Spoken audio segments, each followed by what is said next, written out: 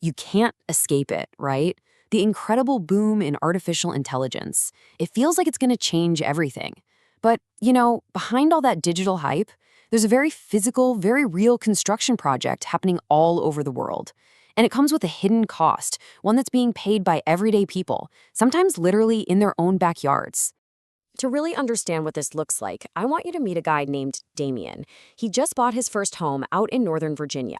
It was exactly what he wanted. Quiet, perfect for his family, but that piece was completely shattered when construction started just down the road on a new AI data center. And then the construction stopped, and the facility went live. That's when what started as a simple nuisance turned into a full-on 24/7 nightmare for his family. I mean, just try to put yourself in his shoes for a second. There's this constant, vibrating hum.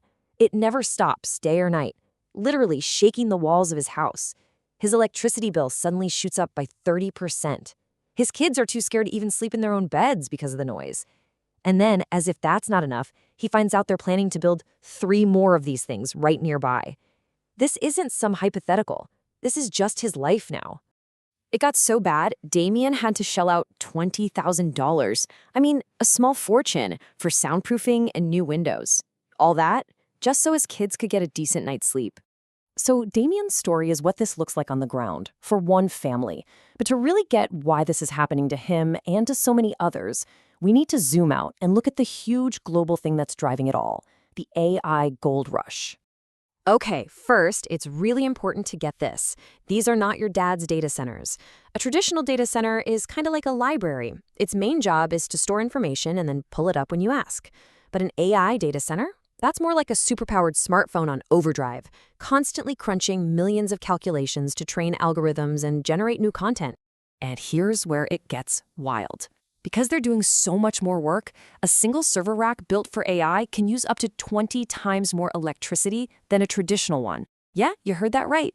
That's a 1900% increase. Staggering. Right, so you're probably thinking, if they're such energy hogs and so expensive, why is everyone racing to build more of them? Well, the answer is pretty simple. It's a corporate arms race, and it is fueled by just incredible amounts of money. It all comes down to cash and competition. You've got these tech giants, Google, Meta, Microsoft, and they are pouring tens of billions of dollars into building out their AI power. They all want to be number one, and they need these massive facilities to do it. And believe me, that's just the tip of the iceberg.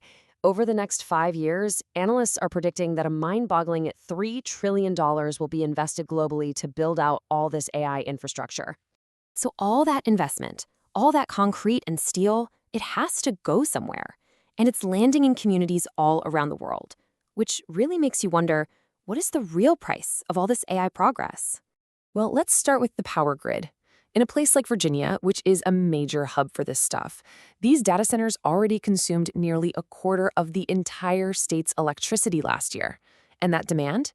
It's projected to double by 2039, with all those infrastructure costs getting passed right down to the residents. Then there's the water. All that high-powered tech gets incredibly hot, and you have to cool it. Get this, a single large AI data center can guzzle up to 5 million gallons of water every single day. That is more than an entire small city in the US uses. And here's where the PR gets a little tricky. A lot of these companies will claim to be sustainable or even water positive. But how do they do that? Often they buy something called water credits. That basically means they pay someone else, somewhere else, to save water while they keep on consuming millions of gallons, often in places that are already struggling with drought. And beyond the big utility bills, there are the everyday headaches. The constant noise and light pollution from a place that never ever sleeps. The diesel fumes from backup generators messing with the air quality. And all the heavy truck traffic clogging up roads that used to be quiet. But faced with this new reality, people are starting to decide they've had enough. This isn't just a story about corporate expansion anymore, it's also becoming a story about how regular people are starting to fight back. Remember Damien? Well, he and his neighbors in Virginia got together. They are sick and tired of being ignored, so now they're organizing, they're speaking up, and they're demanding that their voices get heard before a single new project gets the green light. And you know what? It's actually working. All across the country, because of local pushback just like this, an estimated $64 billion worth of data center projects have been either stopped in their tracks or seriously delayed. So how are they pulling this off? Well, the strategy is surprisingly simple, and it's something anyone can do. People are just showing up. They're going to their local zoning meetings. They're demanding real, transparent environmental studies, not just a rubber stamp. And they're making sure their local representatives know exactly how these massive projects are going to affect them and their families. So this all brings us to the core dilemma, doesn't it?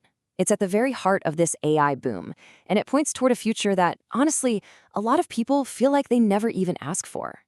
Look, the AI arms race is happening. It's real. These megacorporations with trillions to spend are, without a doubt, building the infrastructure of tomorrow. But as we've seen, it's everyday people like Damien, who are paying the price for it right now, today. And that leaves all of us with a really critical question to think about. We know this AI future is being built right now in neighborhoods all over the world. The only real question left is, who should be the one to pay the price for it?